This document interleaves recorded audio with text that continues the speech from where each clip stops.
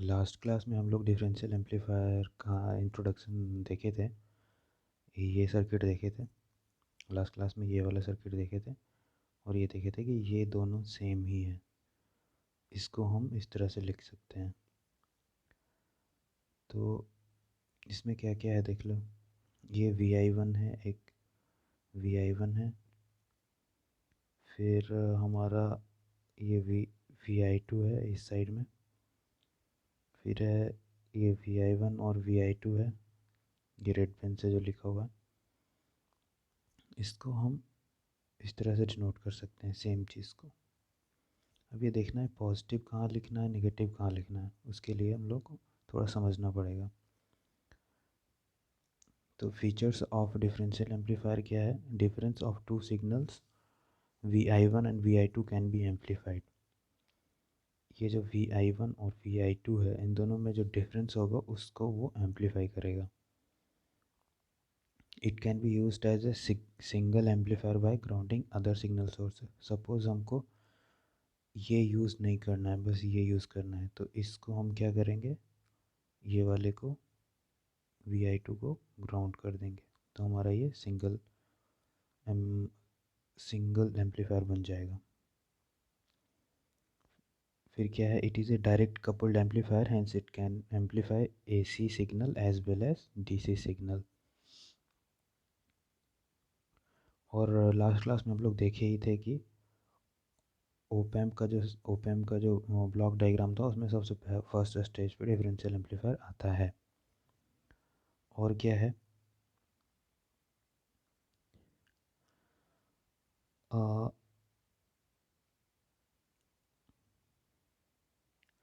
the circuit has two separate input and two separate output. Emitters are connected together. मतलब ये हुआ कि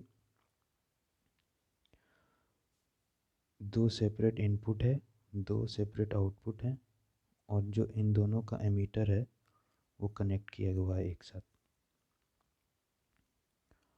फिर है we require dual DC supply for differential amplifier. Generally हम लोग जितना भी एम्पलीफायर देख रहे थे उसमें VCC एज ए सप्लाई हुआ करता था। इसमें क्या है, VCC as well as VEE है। तो दो पावर सप्लाई DC बायसिंग के लिए हम लोग यूज़ कर रहे हैं यहाँ पे। फिर है इसका अलग अलग मोड्स। मोड्स मतलब हुआ कि अगर हम सिर्फ और सिर्फ एक इनपुट दिए, सपोज V1, और दोनों से आउटपुट लिए VO1 और VO2 से, तो उसको बैलेंस आउटपुट कहेंगे और सिंगल इनपुट कहेंगे, क्योंकि इनपुट दे ही दिया, मतलब इसको हम ग्राउंड कर दिए। अब suppose single input unbalance output करना है, मतलब इनपुट यहाँ से दिए या यहाँ से कहीं से भी एक, किसी एक जगह से, सपोज यहाँ से दे रहे हैं यहाँ से, तो इसको हम ग्राउंड कर दिए V1 को। और अनबैलेंस आउटपुट मतलब दोनों में से किसी एक से आउटपुट लेना है, आइदर इसमें से या इसमें से, किसी एक से। बैलेंस आउटपुट मतलब दोनों से लेना, अनबैलेंस मतलब किसी एक से लेना। अब डुअल इनपुट क्या है, V1 V2 को एक साथ, किसी को हम ग्राउंड नहीं कर रहे हैं, और बैलेंस आउटपुट मतलब दोनों से आउटपुट भी ले रहे हैं, इसको बोलेंगे dual input. Balanced output, dual input unbalanced में क्या है, दोनों में हम इनपुट दे रहे हैं और आउटपुट किसी एक से ले रहे हैं, इधर इसमें से या इसमें से। नेक्स्ट हमारा आता है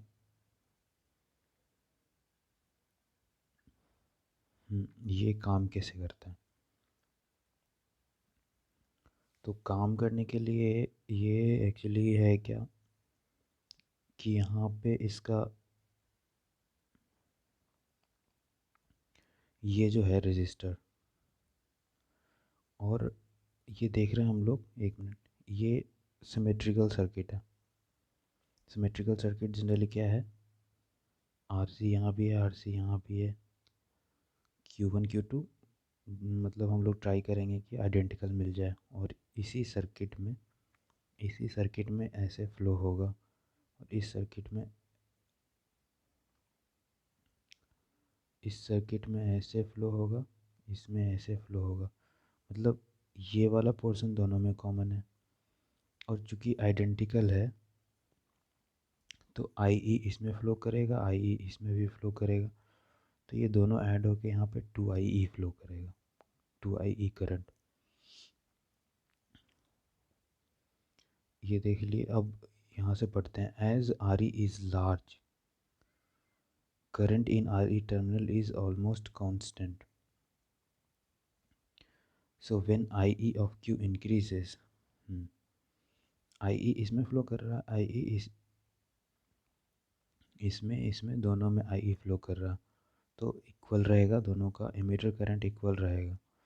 अब हम उसमें एम्पलीफिकेशन देना चालू किए, ये तो डीसी बायसिंग हो गया, बट जब हम इसमें AC सोर्स स्टार्ट कर दिए देना, AC सोर्स स्टार्ट कर दिए, तो यहाँ पे पहले ज़ीरो था, यहाँ पे ज़ीरो था, अब ये ज़ीरो नहीं रहा, ज़ीरो से बढ़ गया, ये इंक्रीज़ हुआ ज़ीरो से इंक्रीज़ हुआ, तो पहले 5 था यहाँ पे, सपोज़ ये 6 हो गया। बट क्या है, हमारा इसमें जो करंट है RE टर्मिनल में वो कांस्टेंट रहेगा। तो सपोज़ पहले 10 फ्लो कर रहा था, 10 एम्पियर या 10 मिली एम्पियर, और इसमें 5 और इसमें 5 फ्लो कर रहा था। बट जब AC सिग्नल दे दिए तो ये अब हो गया 6, और ये तो 10 रहेगा क्योंकि कांस्टेंट है, तो इसमें कितना फ्लो करने लगेगा, 4। अब रिड्यूस हो गया, पहले दोनों में 5-5 था, बट इसमें अब रिड्यूस हो गया, तो ये रिड्यूस हो गया, मतलब जितना ज़्यादा वोल्टेज इंक्रीज़ करता जाएगा ये वाला करंट डिक्रीज़ होता जाएगा। अब ये करंट डिक्रीज़ होने से क्या हो रहा है देखेंगे, ये 4 एम्पियर हुआ, डिक्रीज़ हुआ, उससे क्या हुआ, इनपुट तो हम दे रहे हैं यहाँ पे, ये हो रहा है हमारा डिक्रीज़। ये कौन सा करंट है, IE करंट है। IE करंट, अब चूँकि IB करंट इस सर्किट में स्मॉल, वेरी स्मॉल है, तो हम लोग उसको नेगलेक्ट कर रहे हैं। तो इसमें कौन कौन सा करंट फ्लो हो रहा है, एक तो करंट यहाँ फ्लो कर रहा है, एक यहाँ, तो जब IB नेगलेक्ट करेंगे तो ये IC है, IC और IE सेम हो जाएगा, तो ये IE 4 है तो IC भी 4 हो जाएगा। बट पहले IC 5 फ्लो कर रहा था, IC पहले 5 फ्लो कर रहा था, तो VCC माइनस VO2 कितना मिल रहा था, VCC माइनस 5 इंटू RC। अब कितना फ्लो, अब कितना मिलेगा, VCC minus 5 RC, VCC minus 5 RC, VCC minus 5 RC और VCC माइनस 4 RC, कौन सा वैल्यू ज़्यादा है, तो VCC माइनस 4 RC ज़्यादा है। तो हम लोग देखें कि जब हम इसको इंक्रीज़ कर रहे हैं तो यहाँ पे वोल्टेज इंक्रीज़ हो जा रहा है, कहाँ पे, ये VO2, ठीक है। तो इसको हम बोलेंगे, ये जो इनपुट टर्मिनल है V1 non inverting, non inverting. एक और बात, हम लोग जनरली जानते भी हैं कि ये, इसको देखें अगर हम लोग सिर्फ इसको, तो ये कॉमन एमीटर है, कॉमन एमीटर हमेशा जब इनपुट देंगे तो आउटपुट में नेगेटिव देगा 180 डिग्री फेज शिफ्ट के साथ। तो 180 डिग्री फेज शिफ्ट, या अगर हम पॉजिटिव दे रहे हैं कुछ भी, तो अगर हम कोई भी चीज़ पॉजिटिव दे रहे हैं और वो नेगेटिव दे रहा है तो उसको हम इन्वर्टिंग कहेंगे। और बट इस केस में क्या हो रहा है, यहाँ पे पॉजिटिव दे रहे हैं तो यहाँ पे पॉजिटिव निकल रहा है VO2 पे, अगर VO1 से लिए होते तो निगेटिव मिलता। तो जनरली हम क्या करेंगे कि V1 को नॉन इन्वर्टिंग इनपुट कहा जाता है और आउटपुट हम लोग हमेशा VO2 से ही लेंगे।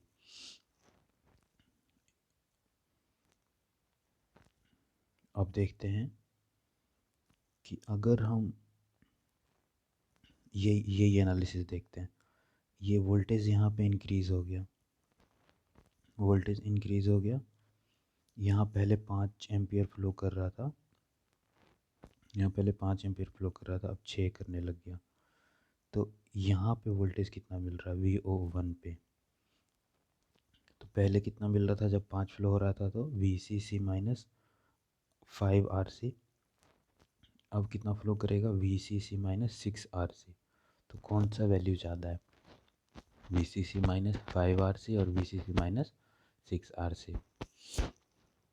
VCC माइनस 5RC वैल्यू ज़्यादा है। इसका मतलब क्या है कि जब हम वोल्टेज अप्लाई कर रहे हैं AC सिग्नल, तो ये डिक्रीज़ हो रहा है, मतलब जहाँ ये इंक्रीज़ होना चाहिए था वहाँ डिक्रीज़ हो रहा है। मतलब ये अगर हम यहाँ पे इनपुट दें, यहाँ से आउटपुट लें, तो वो नॉन इन्वर्टिंग हो जाएगा, सॉरी इन्वर्टिंग हो जाएगा, क्योंकि 180 डिग्री फेज शिफ्ट देता है। इसलिए अगर हम यहाँ पे इनपुट देंगे तो आउटपुट यहाँ से लेंगे, क्योंकि आउटपुट ऑलवेज यहीं से लेते हैं। तो इसको बोलते हैं नॉन इन्वर्टिंग टर्मिनल, इसको बोलते हैं इन्वर्टिंग टर्मिनल।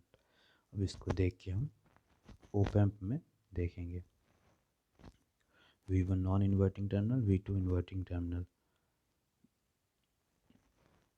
ये वही चीज़, ये VO2 हमारा आउटपुट है और V1 इन्वर्ट, ये non inverting, V2 inverting terminal. इसके बाद आता है इसका DC analysis of differential amplifier. तो DC एनालिसिस जब भी करते हैं तो हम जितने भी AC सोर्स हैं उसको ग्राउंड कर देते हैं। In DC analysis we short AC supply और we consider no AC source.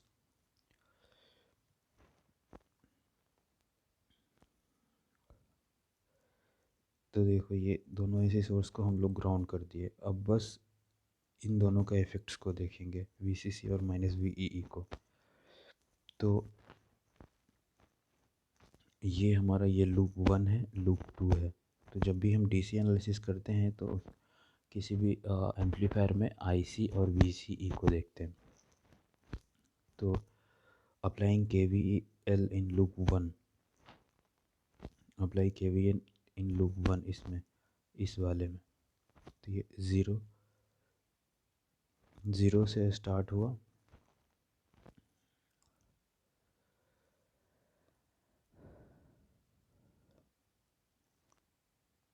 Sorry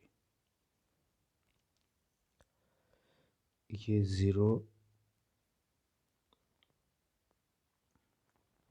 zero minus VE minus 2IERE is equal to minus VEE। यहाँ पे देख लेना, ये ज़ीरो से VVE आया, फिर यहाँ से ऐसे, यहाँ तो 2IE फ्लो कर रहा है क्योंकि एक IE है और एक IE है।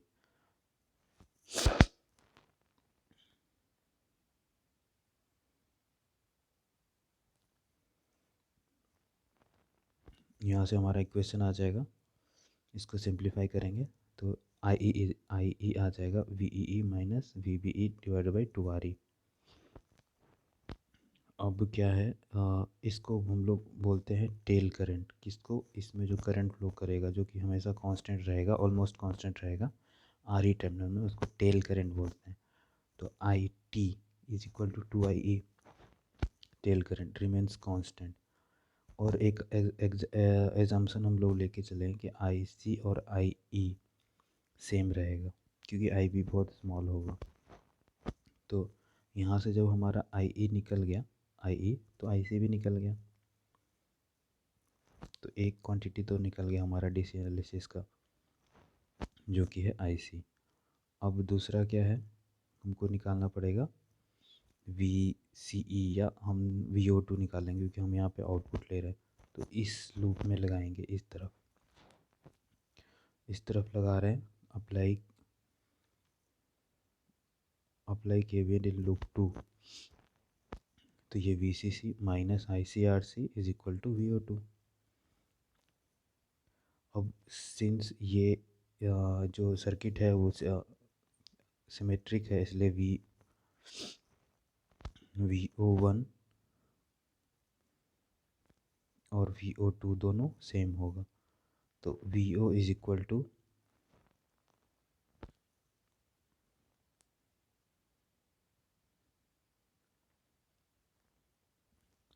We O is equal to V C C minus I A R C. अब आई ई का वैल्यू यहाँ पे पुट कर देंगे तो हमारा आउटपुट निकल जाएगा।